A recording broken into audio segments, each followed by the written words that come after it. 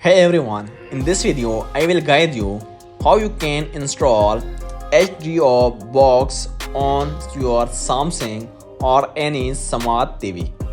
For that, I will guide you step by step how you can do it. So here you can see, first of all, download HDO box through its official website and transfer it to a USB drive.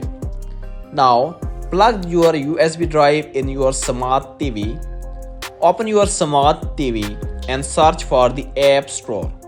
Download File Commander on your smart TV. Here you can see the screenshot of File Commander.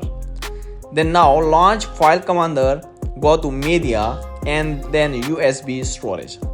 Once the USB drive storage is opened, toggle download from unknown sources to on your smart TV. Here you can see the screenshot.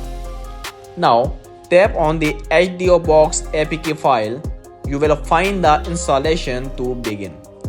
Once the installation is done, go to the home page of your smart TV. Navigate to the HDO box application and start watching your favorite content now. Thank you for watching.